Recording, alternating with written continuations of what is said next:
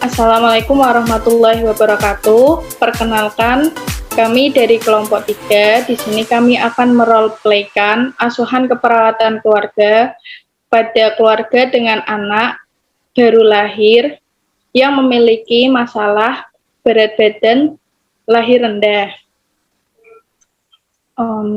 Langsung saja untuk roleplaynya kita mulai. Assalamualaikum, selamat pagi Bapak dan Ibu. Waalaikumsalam, selamat pagi Mbak. Perkenalkan, nama saya Lulu Fiana. Bapak dan Ibu bisa memanggil saya Lulu, dan ini rekan kerja saya bernama Lilis Firdayanti. Kami adalah mahasiswa keperawatan dari Setika Sendang. Jadi Bapak Ibu, tujuan kami di sini itu sebenarnya akan melakukan pengkajian keperawatan keluarga bagi keluarga Bapak dan Ibu di sini. Yang nantinya kami berharap bisa mendapatkan data-data kondisi kesehatan dari keluarga Bapak dan Ibu yang selanjutnya akan kami analisis dan membuat suatu rencana tindakan keperawatan. Mungkin untuk waktunya itu sekitar 15 sampai 20 menit. Apakah Bapak dan Ibu bersedia? Bersedia Mbak. Baik Bapak dan Ibu, sebelum kami memulai untuk pengkajiannya, apakah Bapak dan Ibu ada yang ingin ditanyakan? Tidak ada Mbak. Bapak dan Ibu, ini akan kami segera mulai ya untuk pengkajuan beberapa pertanyaan. Kami harap Bapak dan Ibu dapat menjawab pertanyaan sesuai dengan keadaan aslinya. Bapak dan Ibu ya, untuk yang pertama terkait data umum, nama lengkap Bapak dan Ibu siapa? Saya Tommy Kurniawan. Dan saya Fenanya Sarmsabila. Baik Bapak dan Ibu, untuk usianya berapa ya? Saya 19 tahun Mbak. Kalau saya 16 tahun, Mbak. Untuk pendidikan terakhirnya Bapak dan Ibu? Saya terakhir itu SMA. Kalau saya SMP, Mbak. Baik, untuk pekerjaannya Bapak dan Ibu? Saya karyawan swasta Mbak. Sedangkan saya ibu rumah tangga. Baik Bapak dan Ibu, kemudian untuk selanjutnya komposisi anggota keluarga di sini dan Ibu tinggal dengan siapa saja ya? Di sini kami tinggal dengan orang tua, saudara saya, dan anak kami. Baik Pak, kalau boleh tahu anaknya berapa ya? Anaknya 1 Mbak. Baik, untuk namanya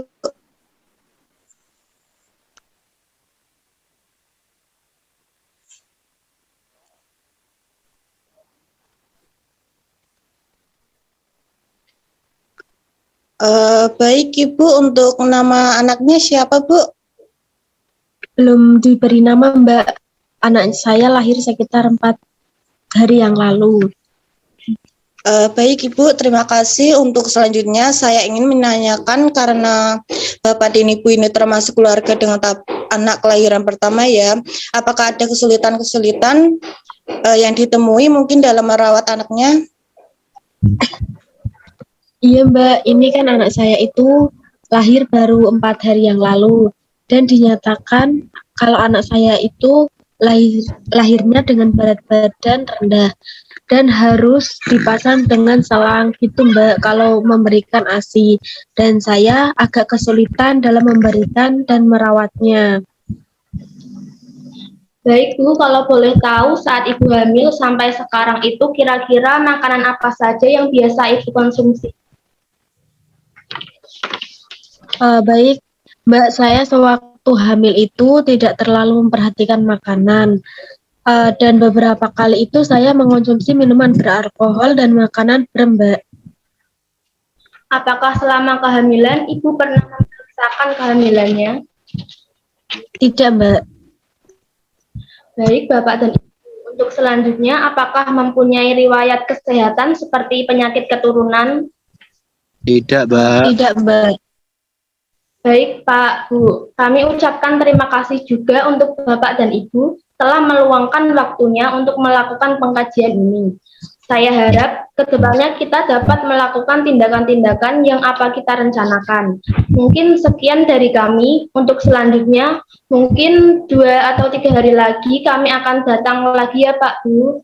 Kalau begitu kami pamit dahulu. Assalamualaikum warahmatullahi wabarakatuh. Assalamualaikum warahmatullahi wabarakatuh. Waalaikumsalam. warahmatullahi wabarakatuh. Sebelumnya, apa kabar Bapak dan Ibu peserta?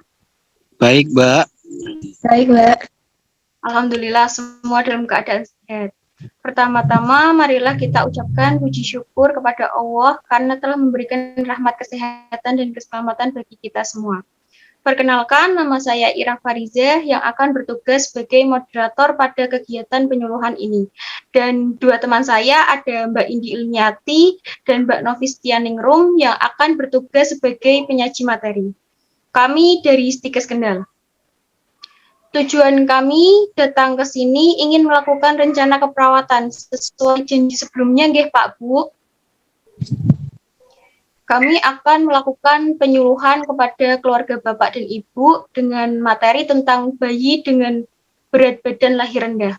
Kalau tidak salah, keluarga Bapak Ibu ini mempunyai bayi yang lahir dengan berat badan rendah, nggih? Nggih. Baik, waktu yang kami butuhkan itu sekitar 30 menit. Dan nanti di akhir sesi, saya akan membuka sesi diskusi yang mana Bapak atau Ibu boleh bertanya ya. Bagaimana Pak, Bu, apakah bersedia? Bersedia, Mbak. Bersedia, Mbak. Baik, Bapak dan Ibu. Agar kegiatan hari ini mendapat berkah, dapat berjalan dengan lancar, serta dapat memberikan manfaat untuk kita semua, mari kita buka kegiatan ini dengan membaca basmalah bersama-sama. Bismillahirrahmanirrahim. Bismillahirrahmanirrahim. Baik, langsung kita mulai ya Pak, Bu. Sebelumnya mungkin ada yang ingin ditanyakan terlebih dahulu, atau mungkin ada dari Bapak atau Ibu yang pernah mendengar tentang materi yang akan kami sampaikan ini? Belum, Mbak. Baik, karena belum ada yang pernah mendengar tentang materi ini, setelah ini akan kami sampaikan lebih lengkap dan jelas. Untuk penyaji 1, yaitu Mbak Indi Ilmiati, bisa langsung mengambil alih acara, nggih. Dipersilahkan, Mbak. Ya Mbak, terima kasih.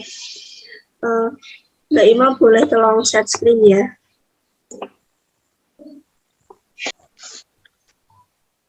Baik Ibu, selamat pagi. Sebelumnya saya Indi Ilmiati, saya penyuluh 1 ya Bu. Di sini saya akan menjelaskan materi mengenai BLR. Untuk yang pertama Bu, ada definisi dari BLR sendiri. Menurut ada dari tahun 1986, bayi dengan berat badan lahir rendah atau BBLR adalah bayi dengan berat badan lahir kurang dari 250 gram. Menurut Manuba tahun 1998 menyatakan bahwa prematuritas diganti dengan berat badan lahir rendah karena ada 2 bentuk penyebab kelahiran bayi dengan berat badan lahir rendah kurang 2.500 gram, yaitu berat badan lahir rendah dari yang seharusnya meskipun usia kehamilan cukup bulan dan usia kehamilan kurang dari 37 minggu atau keduanya menurut Maryunani dan Nurhayati tahun 2009. Selanjutnya Bu, yang kedua ada penyebab bayi BBLR. Yang pertama itu ada faktor dari ibunya. Untuk faktor ibunya itu, yang pertama ada penyakit seperti malaria, anemia, sifilis, infeksi TORCH, dan lain-lain. Untuk yang kedua, komplikasi pada kehamilan, komplikasi yang terjadi pada kehamilan ibu seperti pendarahan antepartum, preeklamsi berat, eklamsi, dan kehamilan preterm. Yang ketiga itu ada usia ibu dan paritas. Angka kelahiran BBLR tertinggi ditemukan pada bayi yang dilahirkan oleh ibu dengan usia kurang dari 20 tahun. Yang keempat, ada jarak kehamilan yang terlalu dekat, yaitu kurang dari setahun. Untuk yang kelima, mempunyai riwayat PPLR sebelumnya. Yang keenam, itu keadaan sosial ekonomi yang rendah, pengawasan antenatal yang kurang, keadaan gizi yang kurang baik, mengerjakan aktivitas fisik beberapa jam tanpa istirahat. Untuk sebab lain itu ada seperti misalnya ibunya merokok, ibu meminum alkohol, ibu pecandu obat narkotik, pengguna obat antimetabolik. Yang kedua ada faktor janin. Yang pertama ada hidramion. Hidramion itu merupakan kelainan cairan ketuban. Jadi kalau cairan ketubannya terlalu banyak, itu dapat menyebabkan rahim ibu membesar secara berlebihan, sehingga dapat menyebabkan kehamilan prematur atau berat badan lahir rendah. Yang kedua ada kehamilan ganda. Yang ketiga kelainan kromosom. Yang keempat infeksi janin kronik atau inklusi sitomegali, rubella bawaan.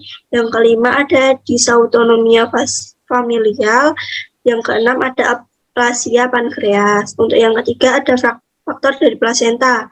Yang pertama plasenta yang lepas, yang kedua plasenta previa, yang ketiga tumor seperti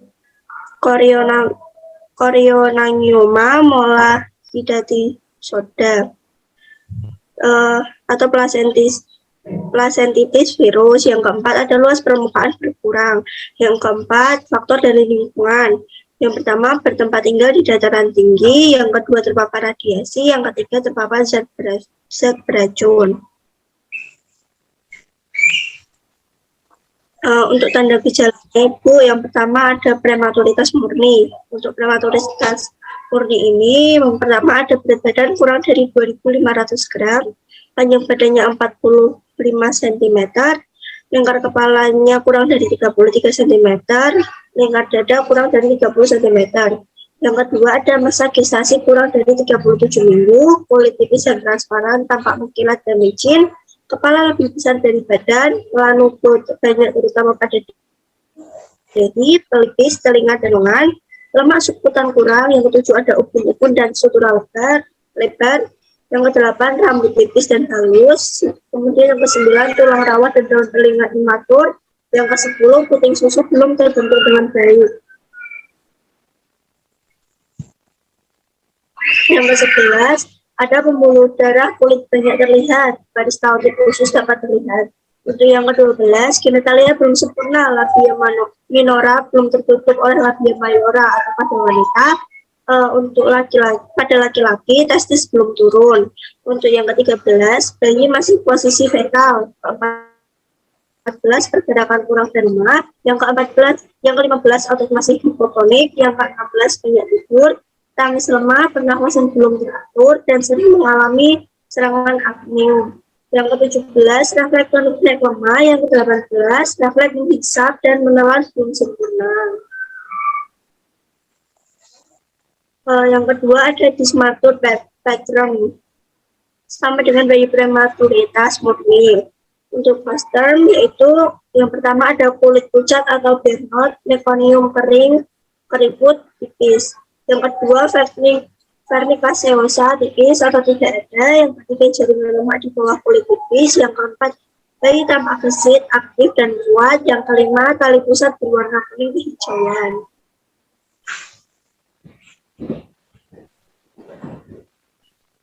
Selanjutnya ada pencegahan PPLR Bu. Yang pertama itu ada tingkatkan pemeriksaan kehamilan secara berkala minimal 4 kali selama kurun waktu mulai kehamilan muda, terutama pada ibu dengan risiko tinggi yang tersertifikat bayi PPLR harus segera dilaporkan, dipantau, serta dirujuk pada institusi pelayanan kesehatan yang lebih mampu.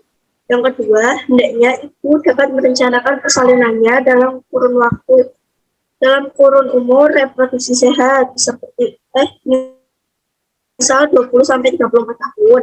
Yang ketiga, beri asupan ASI sesering mungkin untuk meningkatkan berat badan bayi. Yang keempat, menjaga bayi tetap hangat. Yang kelima, mengetahui tanggung jawab untuk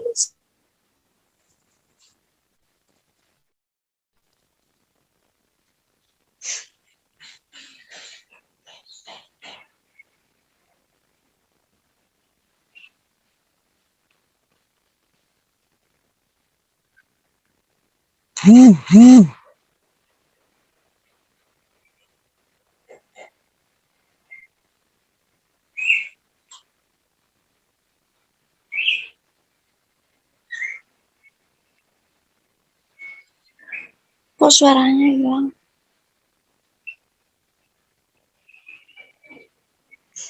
Ada, Mbak.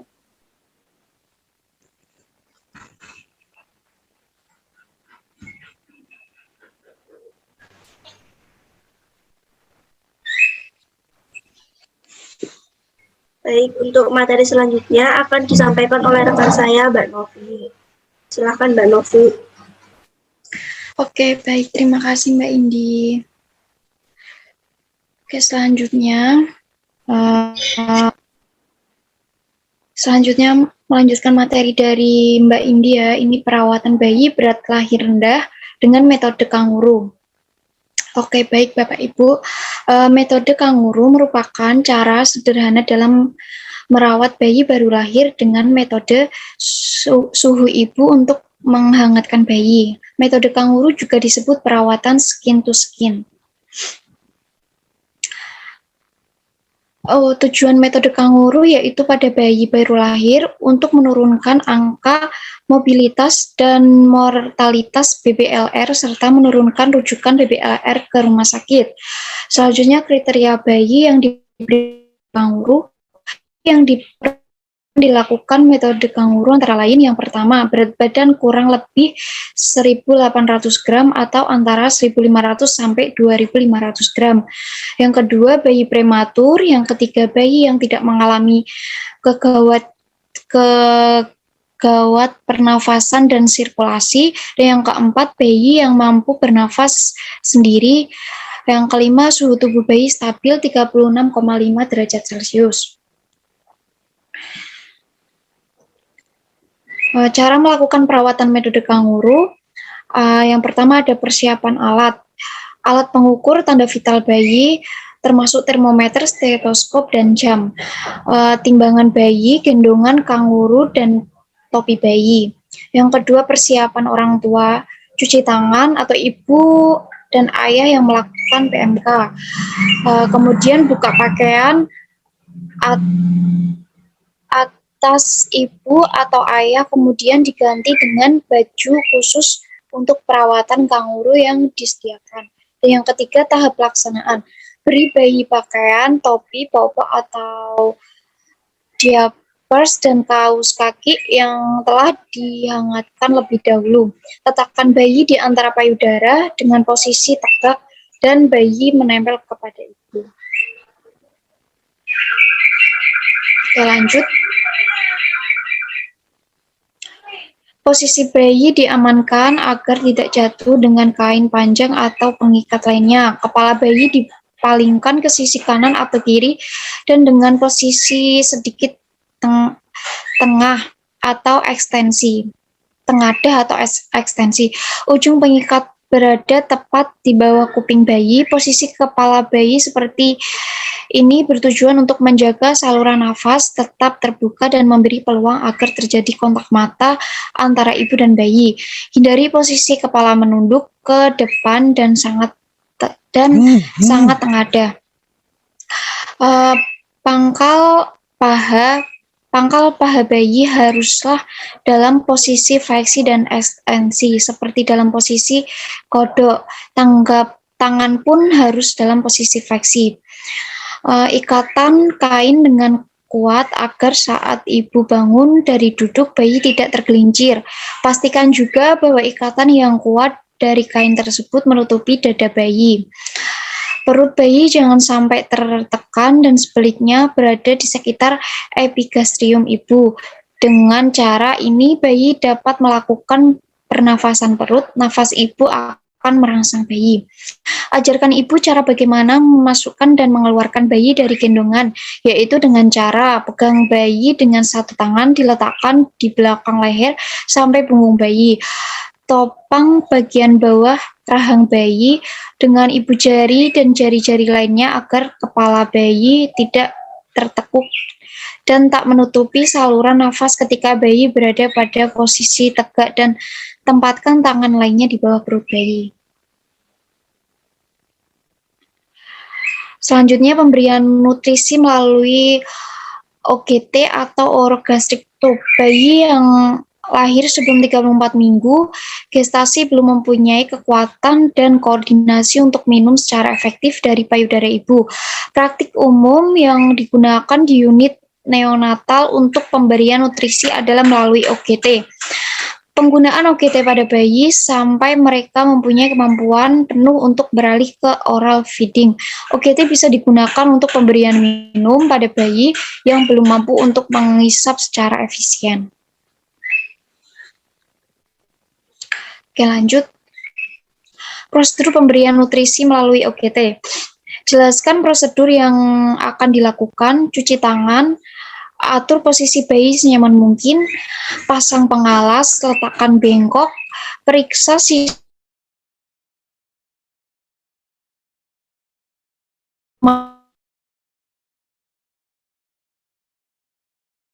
nutrisi melalui OGT. Buka klem atau penutup OGT, pasangkan spuit pada pangkal pipa, masukkan air matang kurang lebih 2 cc, pasangkan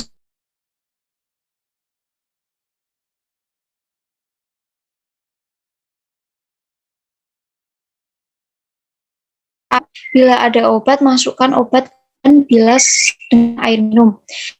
Pipa penduduk. Catat hasil dan respon bayi selama pemberian makan, lalu cuci tangan. Oke, lanjut. Referensinya, oke. Sekian materi yang saya sampaikan. Selanjutnya mungkin ada video yang nanti yang akan kami tampilkan untuk cara-caranya.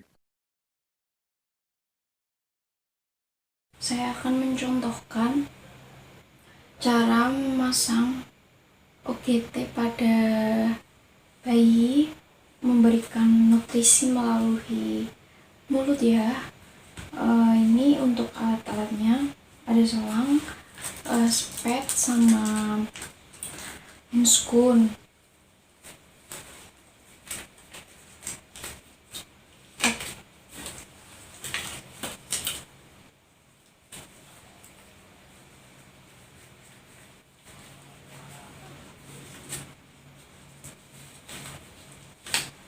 Kita pakai alat seadanya ya Bapak Ibu. Baik, seadanya bisa. Yang pertama kita ukur dulu selangnya. Ini dari telinga sampai ini ya segini mungkin, terus sampai lambung. Nah, nanti kita kasih tanda, kita tandain, lalu beri gel lalu masukkan ke dalam mulut sampai lambung. Nanti kita tes pakai air, misalkan tidak ada sputum berarti itu sudah aman. Lalu spetnya kita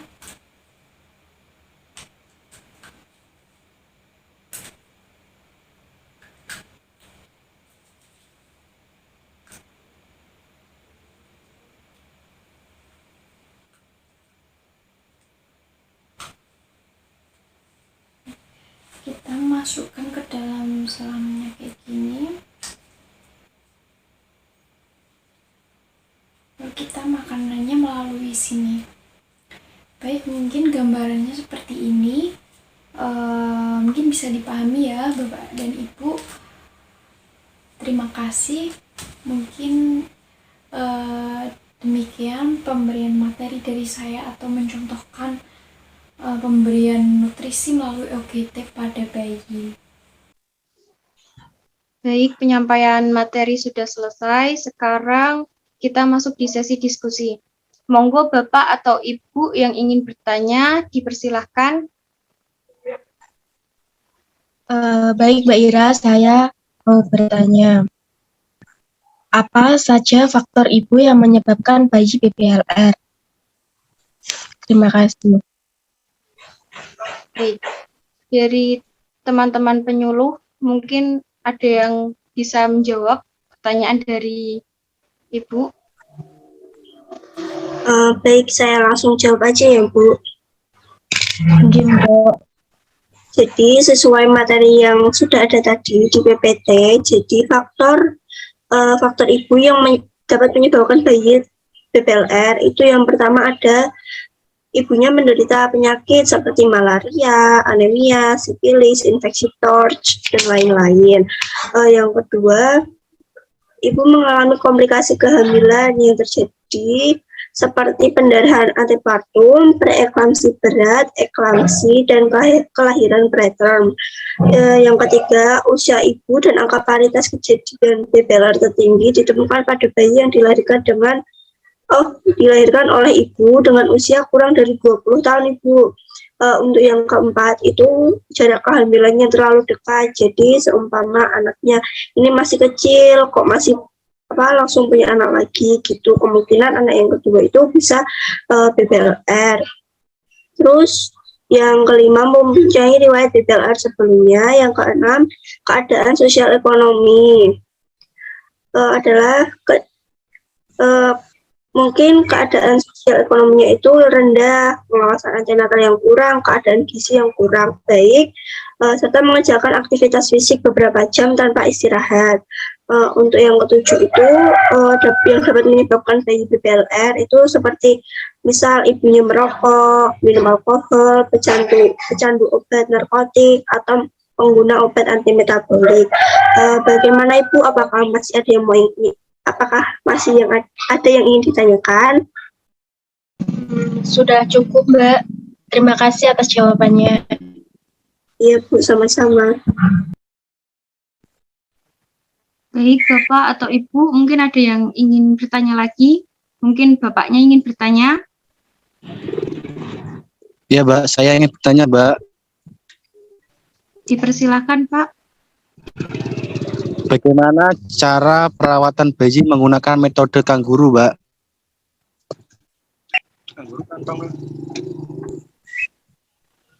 Baik, dari Mbak penyuluh 1 dan penyuluh 2, mungkin ada yang akan menjawab pertanyaan dari Bapak. Untuk perawatan bayi metode kangguru itu bisa dilakukan dengan cara tiga.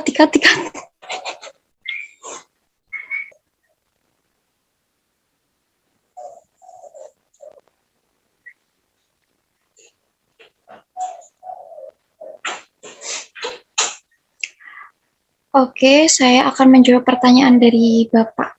Bapak ya, untuk perawatan bayi mengenai metode kangguru itu ada 3. Yang pertama, persiapan alat dan persiapan orang tua serta tahap pelaksanaannya. Untuk persiapan alatnya, itu bisa menggunakan alat pengukur bayi, timbangan, serta gendongan kanguru, dan topi bayi. Untuk persiapan orang tuanya, cuci tangan, lalu buka pakaian atas ibu, kemudian ganti dengan baju khusus ya untuk perawatannya. Untuk pelaksanaannya, beri bayi pakaian, posisikan bayi dengan nyaman, terus ikat kain dengan kuat, lalu ajarkan cara bagaimana memasukkan dan mengeluarkan bayi dari gendongan tersebut. Begitu, Bapak, apakah sudah paham?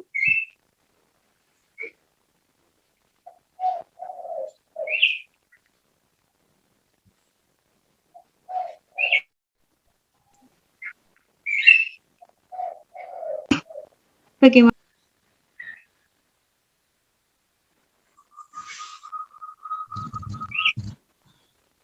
Sudah cukup, Mbak. Baik, Bapak, Ibu, apakah masih ada yang ingin ditanyakan lagi? Belum ada, Mbak. Cukup jelas. Belum ada, Mbak. Baik, karena sudah tidak ada yang ingin bertanya, sekarang saya akan memberikan pertanyaan kepada Bapak dan Ibu ya. Apa ciri-ciri dari bayi yang mengalami berat badan lahir rendah? Monggo Bapak atau Ibu yang bisa menjawab, dipersilahkan. Baik, Mbak, saya mau menjawab. Berat badan kurang dari 2.500 gram dan 45 cm, lingkar kepala kurang dari 33 cm, lingkar dada kurang dari 30 cm, dengan masa gestasi kurang dari 37 minggu. Bagaimana Mbak? Baik, benar sekali ya, Bu. Alhamdulillah Bapak dan Ibu masih ingat tentangnya. Baik, kesimpulan yang dapat diambil yaitu bayi dengan berat badan lahir rendah adalah bayi dengan berat badan lahir kurang dari 2.500 gram. Meskipun usia kehamilannya cukup bulan atau bahkan usia kehamilannya kurang dari 37 minggu. Baik, Bapak, Ibu, nanti sekitar 2 atau 3 hari lagi kami akan datang kembali dengan membawa materi baru, yaitu tentang kesiapan menjadi orang tua. Bapak dan Ibu bersedia nggih? Nggih, bersedia. Ya, bersedia, Mbak. Baik, kegiatan telah selesai. Saya selaku moderator meminta maaf atas segala kesalahan dan terima kasih atas perhatian Bapak dan Ibu sekalian. Mari kita tutup kegiatan dengan membaca hamdalah bersama-sama. Alhamdulillahirabbil alamin. Demikian dari saya. Wassalamualaikum warahmatullahi wabarakatuh. Waalaikumsalam. warahmatullahi wabarakatuh. Cukup sekian roleplay dari kelompok kami. Wassalamualaikum warahmatullahi wabarakatuh. Waalaikumsalam warahmatullahi wabarakatuh. Wabarakatuh.